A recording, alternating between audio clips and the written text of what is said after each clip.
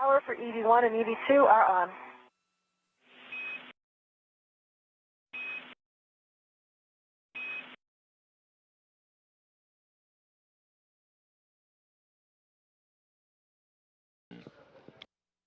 You are looking live in the equipment lock section of the Quest airlock, where our two NASA astronauts on the right, Expedition 48 Commander Jeff Williams, and on the left, Flight Engineer Kate Rubins are suited up.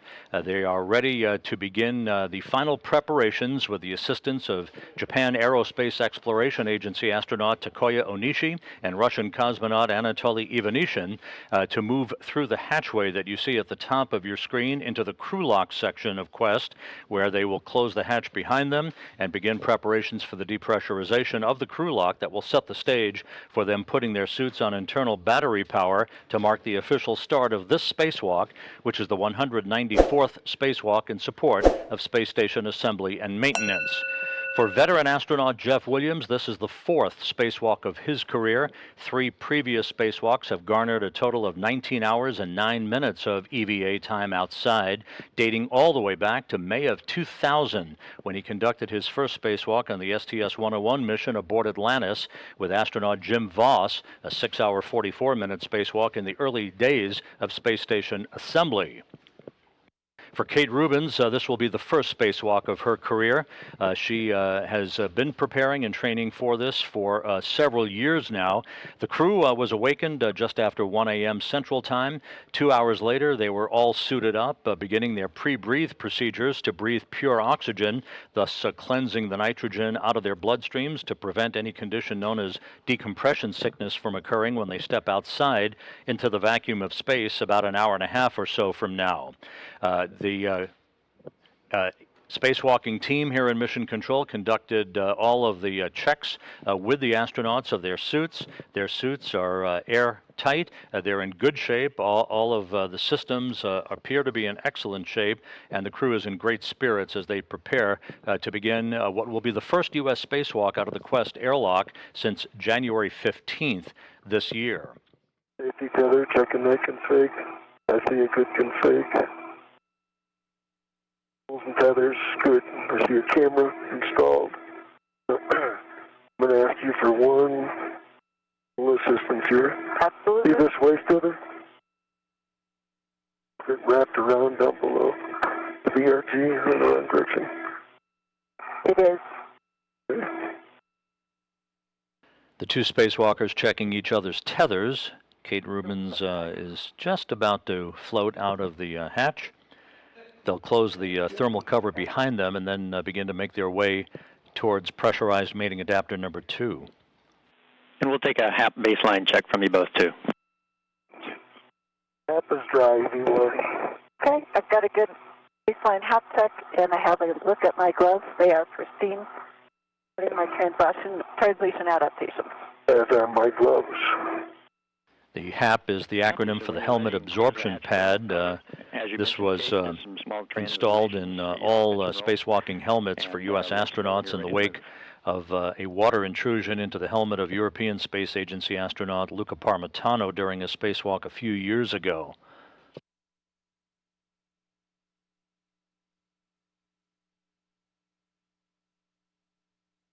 Kate Rubins now outside of the Quest airlock.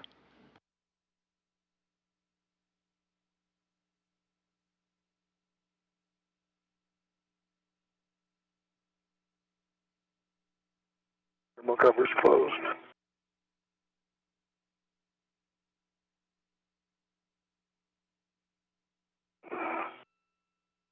And now a view from the helmet camera of Kate Rubins as she begins to set up her tools and equipment outside the International Space Station. Okay. Ready to release? Yep, the jaws are locked and closed on BRT. There you go. And if you can check this BRT on my side here. There we go. Down. And that thing will have quite a bit of inertia, so if its BRT is loose, it'll move around. Copy.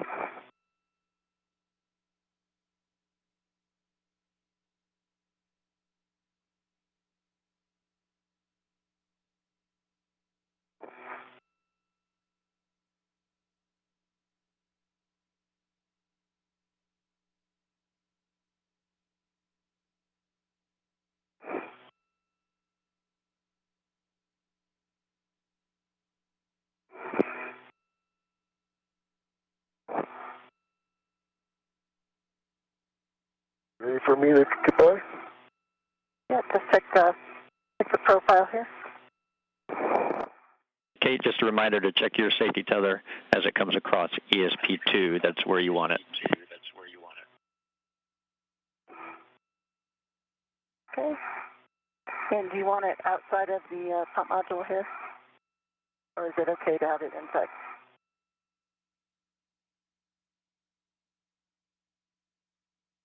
Now it's coming And and forward of the pump module. okay, starboard and forward, and it'd be best, we think, if it were clear of the pump module.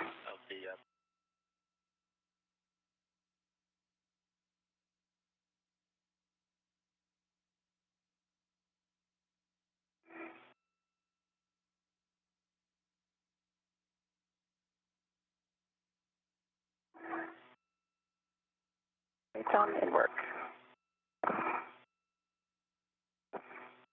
And Tom, I like your plan about the real fair leading up to plumbing. Copy.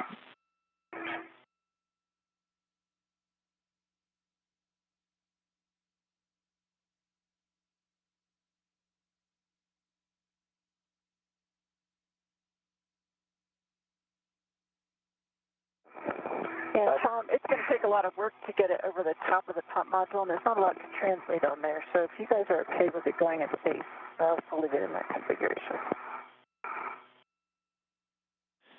We copy, Kate, and just keeping that in mind, if you're happy for any contingency return, then we're happy. Yep, I understand well where it's routed. Copy, Jeff, and I am working my way zenith on the lab. Copy. I'm just getting a note too.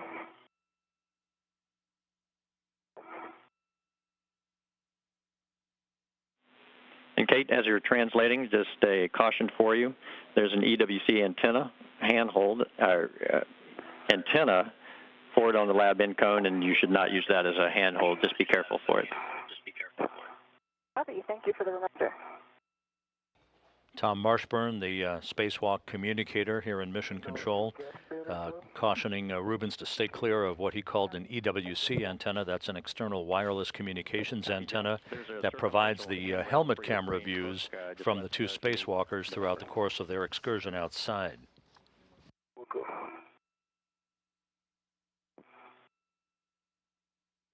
At opposite ends of the Harmony module of the International Space Station, Jeff Williams on the left side of your screen, Kate Rubins on the right, as they again are making their way towards their respective work sites along PMA, or pressurized mating adapter number 2.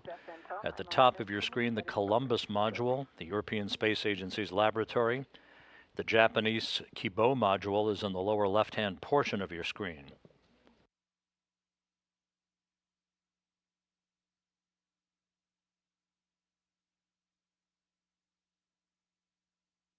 Tom, I am routed port of the Weta antenna for my safety cover. This is Mission Control Houston at the 1 hour mark into today's spacewalk. As Jeff Williams at the top of your screen and Kate Rubins on the bottom of your screen are continuing work to hook up adjustable tethers to worksite interface points at the Earth-facing and space-facing sides of the pressurized mating adapter number 2. They are in great shape so far. Their spacesuits are functioning perfectly as we are reaching the critical point of today's spacewalk that will result in the hard mating of the international docking adapter that you see, the white circular component that is still grasped by the special purpose dexterous manipulator at the end of the Canadarm2 robotic arm. All the connectors. Copy, Jeff. We got copy, Jeff, and we got a couple of cleanup steps for our timeline for you. I think we dropped out for your AFR final setting. Did you get Delta 2? I did. Copy. And those when I get back there. And just want to double check your double adjustable tether, whether that's installed or not. It's not installed. I'm pulling it out right now. Copy. The two Spacewalkers, Jeff Williams in his fourth spacewalk of his career, Kate Rubins in her first spacewalk. They're at the point of their timeline in which they're attaching these tethers to stanchions on pressurized mating adapter number 2.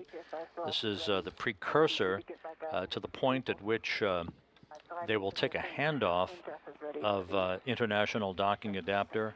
We copy, and we have a nice view of the panel there, and as long as the cap keeper in your cable bundle is nicely accessible to you, it looks really good. They both are. And I was able to keep my waist tether on the PMA handrail and had a good ingress with no loads in IDA. This connector panel you're looking at on the side of the international docking adapter will receive a variety of power and data connectors a short time from now. Those are required before the hooks are driven closed from a control panel inside the Harmony module by Japan Aerospace Exploration Agency astronaut Takuya Onishi. These initial power and data cable connections to that connector port on IDA, the international docking adapter, will provide hook motor power, the ready-to-hook sensors, and heaters for the new docking port.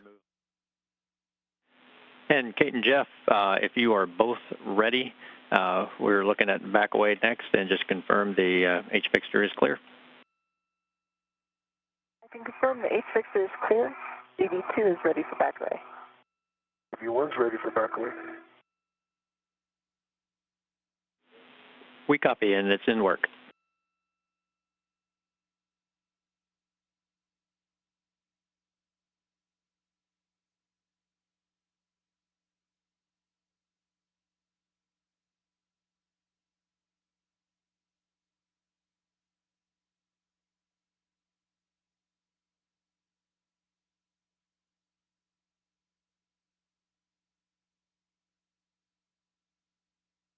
I see motion. Motion. The arm is now in motion to back the Dexter away from the H fixture on the international docking adapter.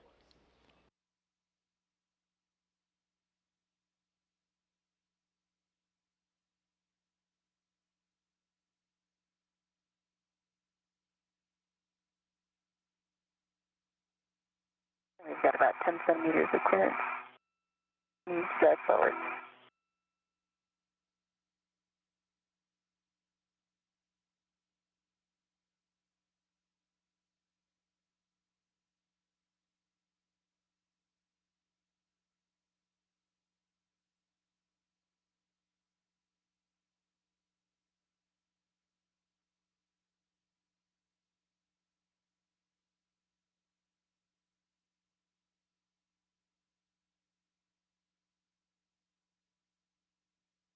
Clearance. H fixture is clear.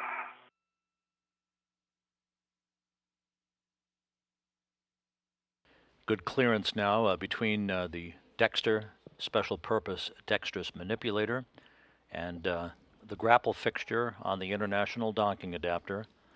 The crew soon will resume work to begin first to cinch up the tethers between pressurized mating adapter number 2 and the IDA itself.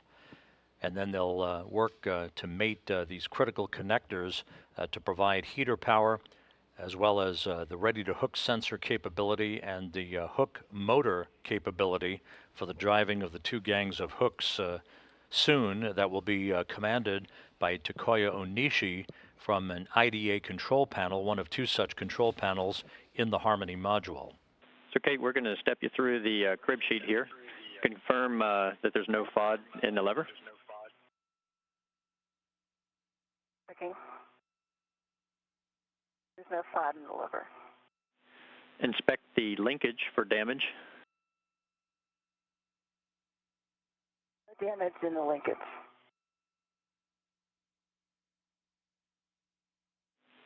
And you probably got the alignment and side loads just fine with that cap, but just make sure you check that. And then you can push-pull on the back shell and try to just increase the force on the lever, see what you can do.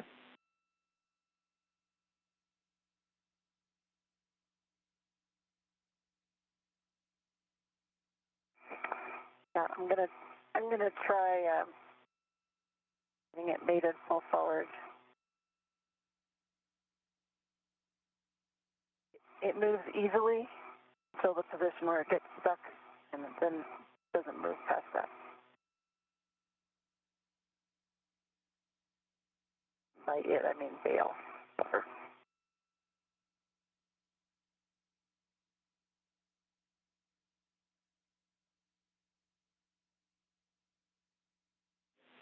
And Kate, with your left hand, try grabbing the back shell and keep your right hand where it is and see if you can pull it back with your left hand. Just on the back shell. That's affirmed, just using the back shell.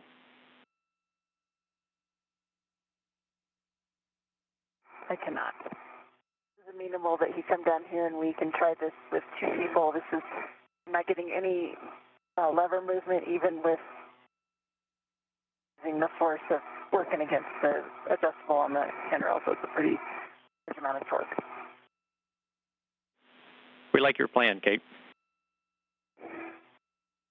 Stand by and see if we get this one series mated.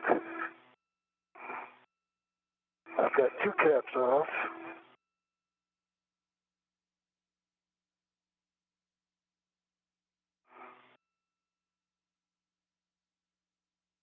The discussion between spacewalk communicator Tom Marshburn here in Mission Control and the spacewalkers outside dealing with possible alternative methods to further cinch down the international docking adapter to PMA2 in the event we can't complete this one connection from an apparently stubborn connector that Kate Rubins is dealing with.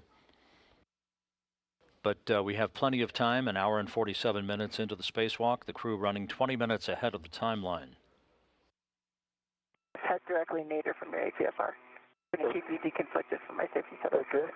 Jeff Williams making his way towards the nadir side of the pressurized mating adapter number 2 and international docking adapter to assist Kate Rubins with this one finicky connector. Just a reminder that the structural integrity of the IDA's modified androgynous peripheral attachment system, that is the surface-to-surface portion of the IDA with pressurized mating adapter number 2, that structural integrity is considered sound if both of the two gangs of hooks are closed and engaged. At least 11 out of the 12 hooks that are involved in these two gangs must be closed in order to provide the proper structural integrity for the arrival of visiting vehicles. And we're discussing as you guys are working, you're probably thinking, Jeff, if you need another pair of hands, the four of you could stabilize and just jiggle that back shell and use your back shell to try to get that lever back.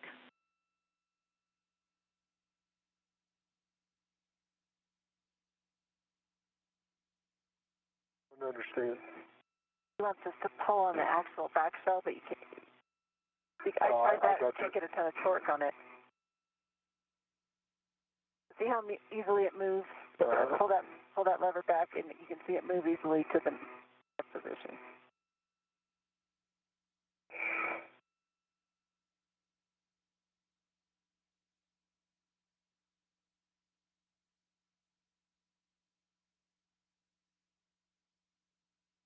Again, the issue that Williams and Rubins are dealing with is an attempt here to disconnect one of these connectors from its current configuration so that it can be reconnected to a patch panel on the side of the international docking adapter to provide us with all of the ready-to-hook sensors and all of the hook motor power capability that will be needed a short time from now when the commands are given to jive two gangs of hooks closed to form a hard mate between the IDA and PMA2. And just watch that French hook that it doesn't slip off the cap. Yep. I can hold one end and hold it steady onto the handrail. There we go. Hey. Nice work. All right, let's pop the cap off now. And the crew now has declared success. They have the connector free. That was a beautiful thing. Great work. Okay, just because we had the issues with it, I'm double checking no FOD. There are no bent pins at the J300 connection. And I'm giving a really good check on the EMI scan, too. And we're only half done. We copy, Okay. Kate, and Jeff, if you could check that handrail for any burrs after that op. Copy. It is a rare day in the world of EVA when there is not a stubborn connector, but with two sets of hands working at it, Williams and Rubins have been able to free up one of the connectors that now will be mated to that patch panel on from pressurized mating adapter number 2 to the international docking adapter to complete the set of connectors required for hook motor power and the ready-to-hook sensors that will be observed here in mission control as the driving of the hooks begins a short time from now. Hey, Kate and Jeff, we see 4 good ready-to-hook sensors. Great work. All right, don't touch it. Okay, copy. And there's the best news of the day. 4 ready-to-hook sensors. All of the cable connections are good, and we have a very clean surface-to-surface contact between the new docking adapter for the commercial crew vehicles and PMA2. And just ensure your tools and tethers are clear all around as you're going around. Okay, Kate got some photos. It's already complete, Tom.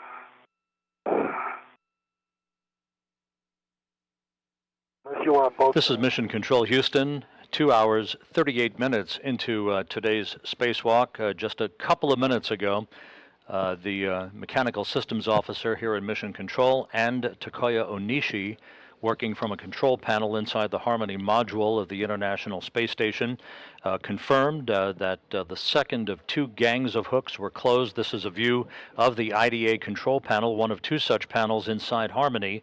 You can see all of the lights lit for the closed and the hook assembly all closed for both Gang 1 and Gang 2. And so we now have a hard mate and a permanent attachment between the international docking adapter and PMA2. Additional installation work lies ahead for Williams and Rubins. Now they will be rerouting power from the interfaces between the connectors that were hooked up a short time ago to provide the hook motor power for the MAPAS, or the androgynous attachment system linking the new IDA with pressurized mating adapter number 2. There is some reconfiguration now that will take place over the course of the next few hours that will then route power and heating to the top portion of the international docking adapter, the passive soft capture system as it is known, to which the new commercial crew vehicles will be linking up to. You see the cover that's over on the very left side of your screen, the cover that's over the international docking adapter. That cover will be removed later in the spacewalk, and 2 reflector docking aids will be attached. The crew is in the process of completing work to put a cover over a reflector on PMA2 that space shuttles used as a docking aid or reference during final approach for contact and capture. That, of course, no longer needed. So we now have made the transition, mechanically at least, from the space shuttle era to the new U.S. commercial crew vehicle era with the firm attachment and hard mate of the international docking adapter to PMA2. Kate, we recommend you start with J300 side. As you know, I think you know the steps, but you'll be removing the cap from J3 and proceeding from there. Let me know if you want more words. I'm actually planning on demating J300 and then moving the cap from J3 right to J300. And I'll Sounds use good, the rest Kate. of my mini workstation. This is Mission Control Houston. Williams and Rubins, 2 hours 44 minutes into their spacewalk. Now we'll begin work to convert the international docking adapter into a viable docking port of its own. They will be working with a variety of connectors to route both data or Ethernet and power capability to the top side of the IDA, to which the new U.S. commercial crew vehicles, the SpaceX Crew Dragon and the Boeing CST-100 Starliner vehicles will mate to. You're seeing Jeff Williams at the bottom of your screen, EV-1, with the suit bearing the red stripes, Kate Rubins at the top side of the IDA, as they are beginning to work on the reconfiguration of jumper cables. On the J3, cap is off. There's no FOD, no bent pins, and good receptacle. And I'm removing the J4 cap right now.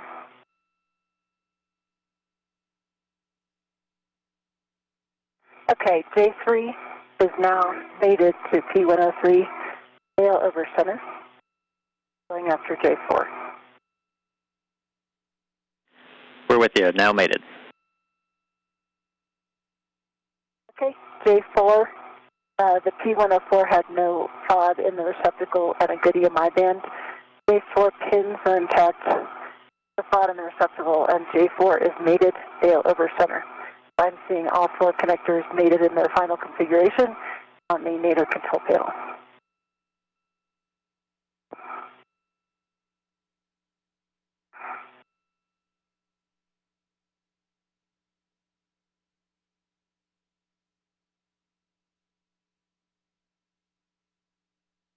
I'm egress out of the APSR and retrieving the mater adjustable.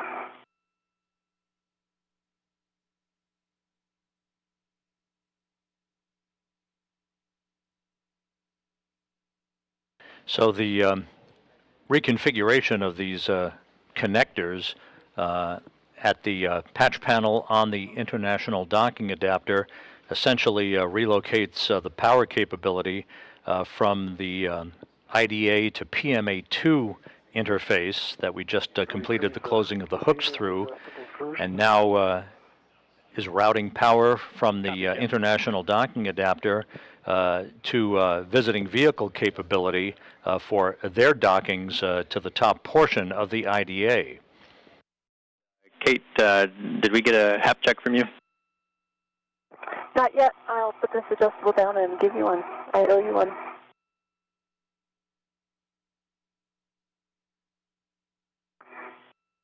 Got a dry HAP.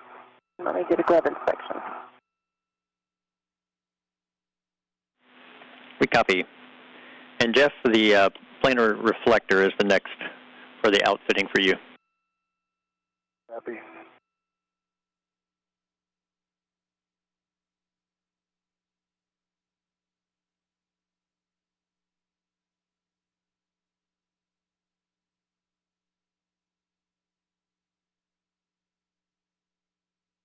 Tom, a good and glove inspection for maybe 2. Copy, Kate. As Williams will retrieve a planar reflector cover from a tool bag and install it Just let me know if you need them. over that particular docking aid on PMA2 that is no longer required, while Kate Rubins is working to close a insulation cover over the grapple fixture on the IDA that the Canadarm2 Dexter special purpose dexterous manipulator grappled onto to extract the IDA from the trunk of Dragon last Wednesday night.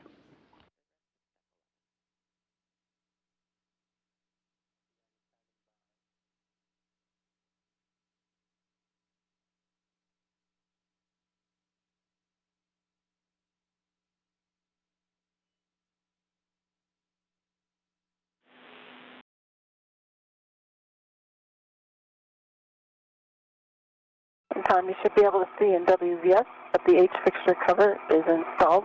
All the Velcro is covered, and the straps are back in place. We see it, and we're checking.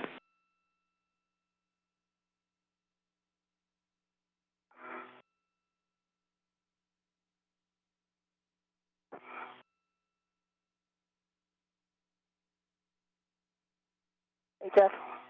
Yeah. Looking good out there. You too. Kate.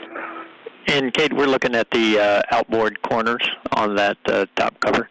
Just make sure that they're all down and Velcroed.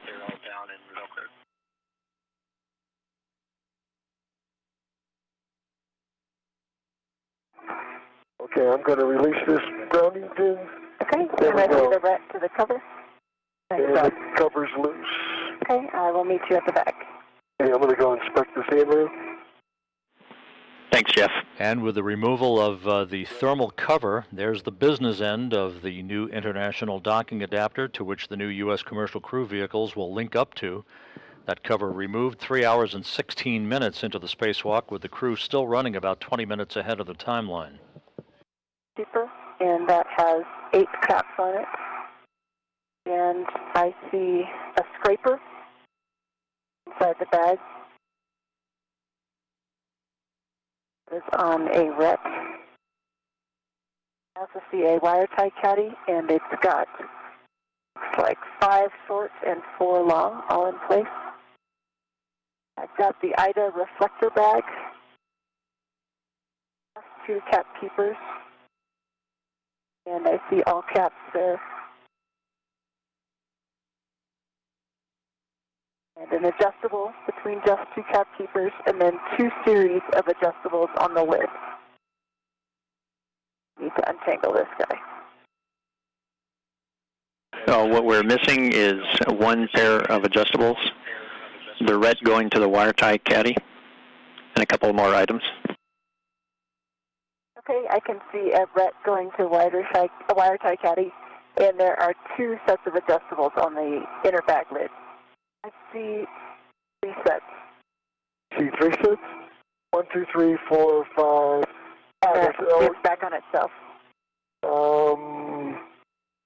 one I put down. Okay, only has okay. 1. Got it. Yeah, Tom, we do see 3 sets of adjustables, 3 double adjustables, so that'll be 6 total on the back lid.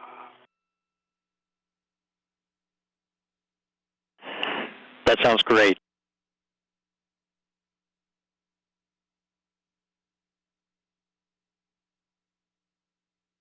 Tom, I have reflector alpha, soft docked at the 12 o'clock position. Copy. You can move the pit pin from the stowage location to the trunnion and give it a pull test.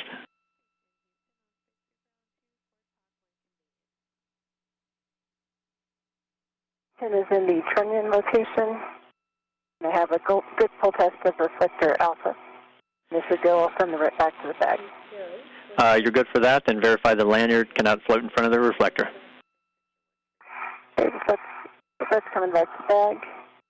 And the lanyard is asked. I think you should see this in my WVS. Cannot float in front of the reflector. We copy, Kate.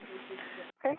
I have a pit pin ret, a regular ret, and 2 adjustables on my mini workstation. On my swing arm, I have a wire-tied crash bag and a camera. On my BRT, I have short wire ties and a long wire tie. We copy. And we're only missing the ret on your BRT, Kate. Yes, I'm sorry. I cut eyes on that. Yes, I have a ret on my BRT. Copy. Okay, Tom, I have the APFR on my BRT. Jaws are closed. I have it tucked back against me and ready for translation to ESP2 if you are. And I see sunset coming soon. We're ready for you to head back. Yes, ma'am. Okay.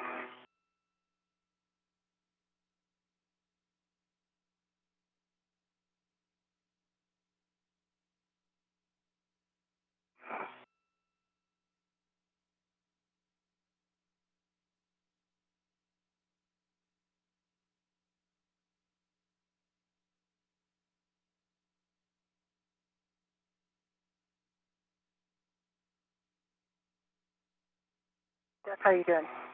Good. It's my turn to wrestle with APFR. I don't know that I'd be much help, but I'm happy to assist. Yeah, thank you.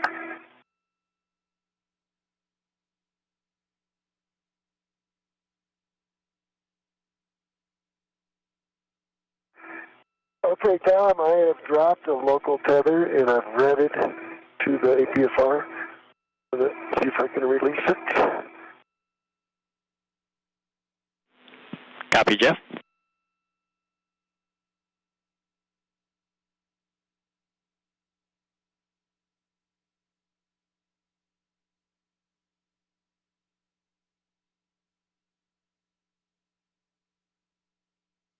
And it's released.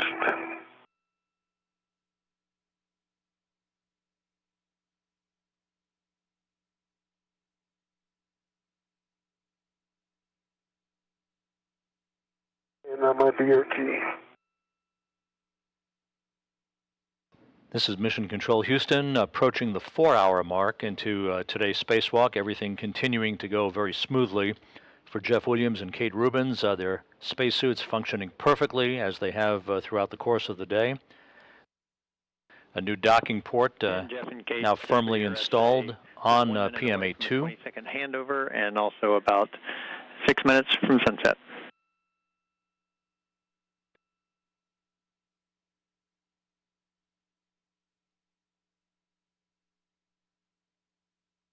You see a beautiful sunrise, Tom. You got the best view. That's great.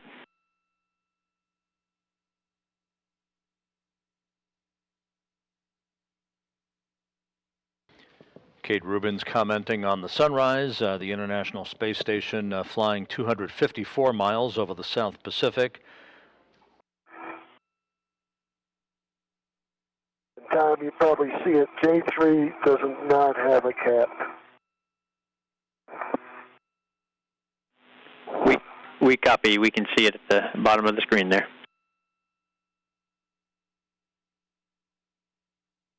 So we'll go ahead and take your calls on the inspection as well.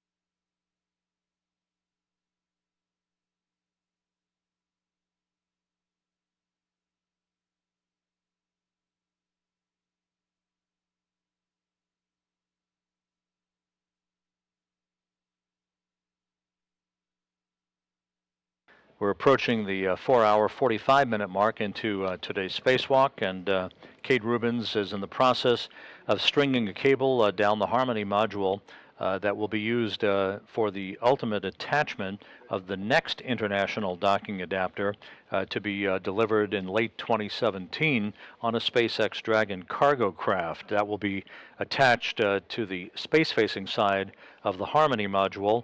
The IDA that was installed today is now hard-mated to the forward end of the Harmony module onto pressurized mating adapter number 2. I worked on it, and I think I can slide the wire tail on here. Great, we like that even more. Thank you.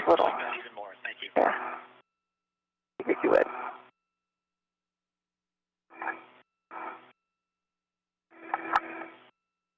How's your cable stuff? Oh, cables. They're cables. The cable's jumping the gap over those two, and I plan to go the Zenith route underneath the camera group and then local tether and pass the cable bundle to myself. I'm going to go the Nader route and then pass the cable bundle myself, Zenith. That sounds exactly what we need. Thank you.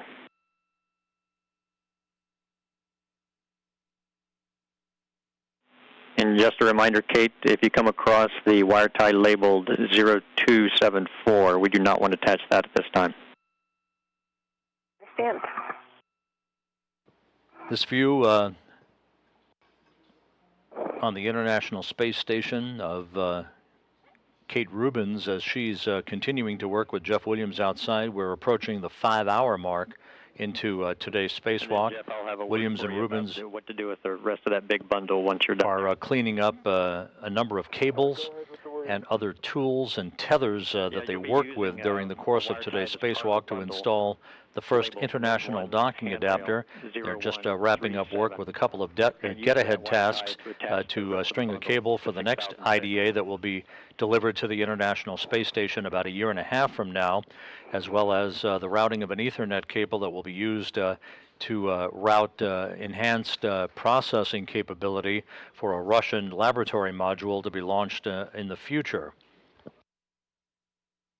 To recap today's spacewalk, Jeff Williams and Kate Rubins were up in the wee hours this morning, suiting up for this excursion, the 194th spacewalk in support of space station assembly and maintenance. Working ahead of the timeline, the crew got out the door at 7:04 a.m. Central Time, placing their suits on internal battery power to mark the official start of the spacewalk now just 5 hours ago.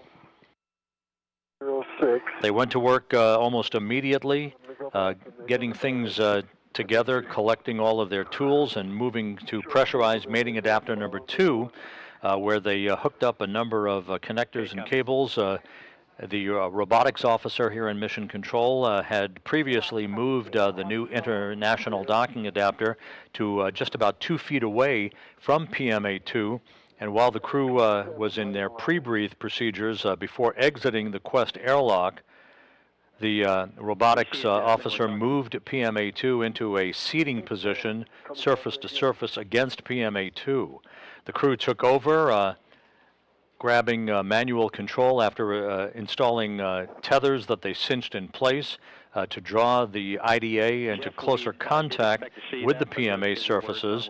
And Takuya Onishi from a command panel inside the International Space Station sent commands to close 2 gangs of hooks, 12 hooks in all, that formed a hard mate between the IDA and the PMA. That hard mate noted at 9:40 a.m. Central Time. We copy, Kate. And as you can tell, that's just zenith of the grapple fixture on node 2. Copy, thank you.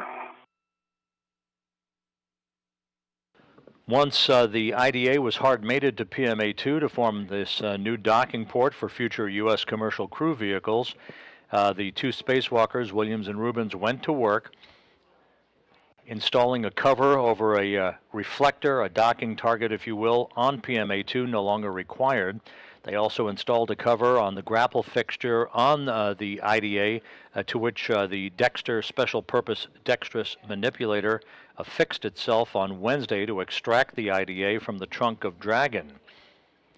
They removed the forward cover on the IDA and routed a number of cables that will now provide power and hook closure capability for the forward end of the IDA for when the commercial crew vehicles do dock to the International Space Station. Okay, Tom, for final bag inventory, I see 1 adjustable on the lid, an adjustable to the socket caddy, a large smallette on the inside of the lid. I've got the bag itself. On the outside, I've got a large smallette, and I've got a smallette on the loop of the bag.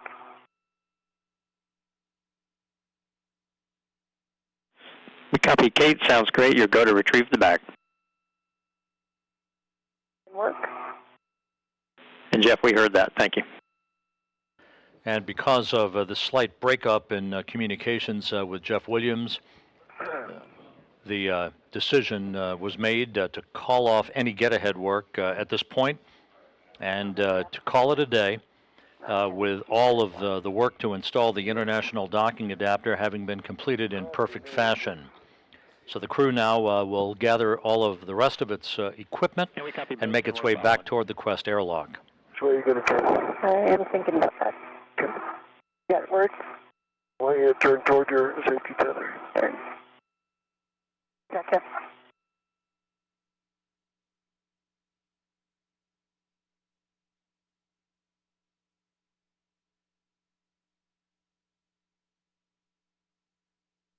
There you go.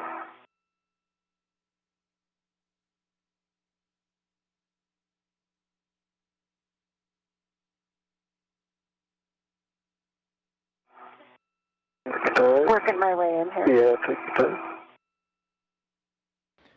The hatch now open, and Onishi and Ivanishin will help the crew members back inside.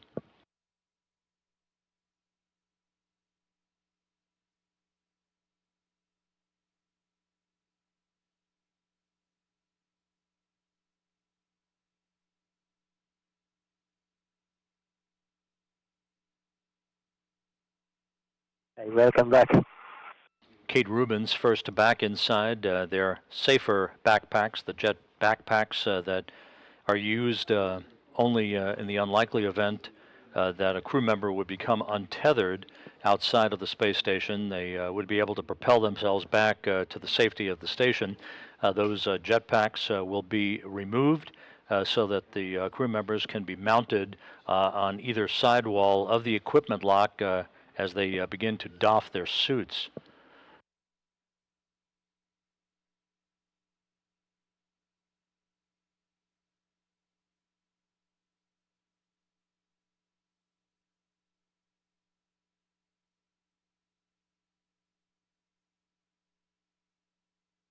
The delivery of the International Docking Adapter to the International Space Station, years in the making.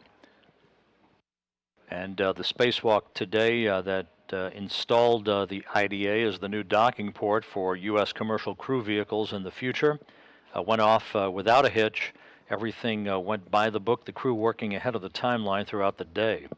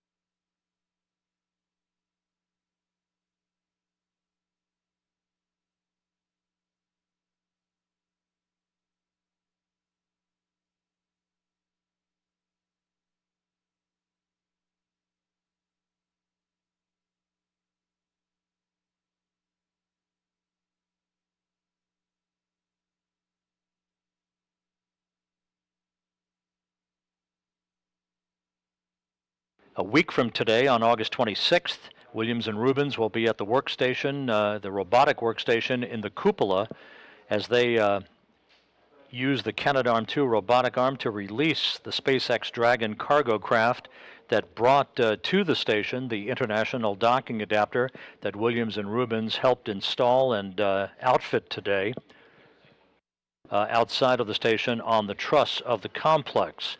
We will hold a briefing to preview that spacewalk, that next spacewalk by Williams and Rubins, on Wednesday, this coming Wednesday, August 24th, at 1 p.m. Central Time on NASA TV.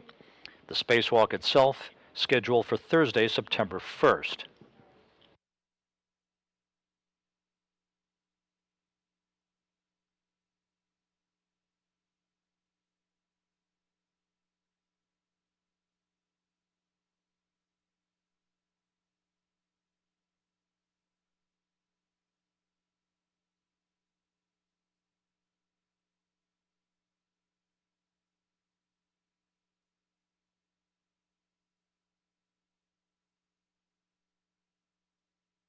And the crew members' helmets now being removed.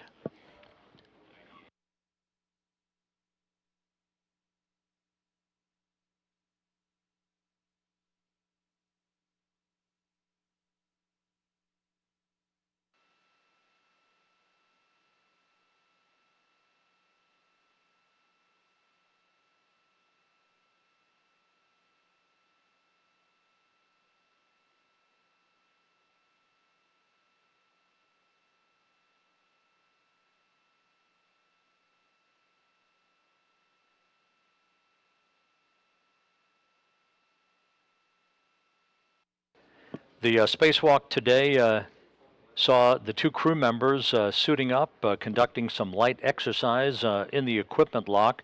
Kate Rubins on the left, Jeff Williams on the right, as they prepared to move into the crew lock section of Quest to have the hatch closed behind them and to depressurize the crew lock section. The Crew placed their suits on internal battery power at 7:04 a.m. Central Time and quickly made their way outside of the Quest airlock to begin to set up all of their tools and equipment for the major task that lie ahead, that being the installation of the first international docking adapter to pressurized mating adapter number 2.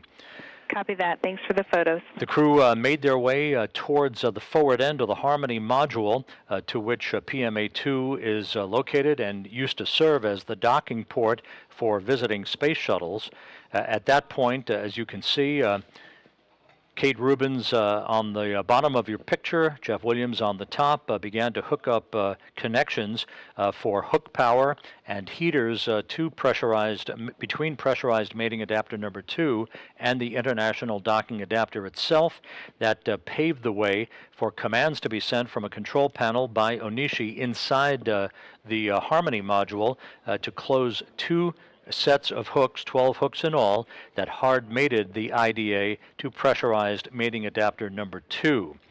After that was over with, the crew took a moment to document all of the activities and complete the reconfiguration of connectors in the international docking adapter that will accommodate power to the forward end of the IDA that will accept the arrival of U.S. commercial crew vehicles in the future.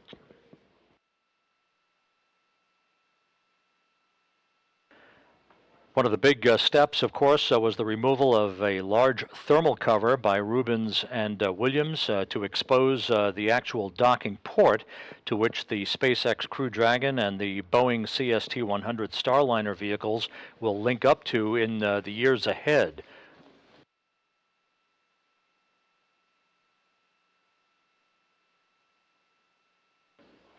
All of that work was completed very early on in the EVA with no problems at all, and finally allowing Kate Rubins to string yet another cable along the Harmony module towards pressurized mating adapter number 2 at the forward end. That will accommodate the installation of the next international docking adapter that will be launched in late 2017 on a SpaceX Dragon cargo craft that will be mated to the space-facing side of the Harmony module of the International Outpost. With all of their work done, the crew finally called it a day with the approval of the flight control team here in Houston, and the spacewalk ended at 1:02 p.m. Central Time with the repressurization of the crew lock section of Quest to bring the spacewalk to an end at 5 hours and 58 minutes. The hatch is closed and locked, and the lock latch is indicating locked.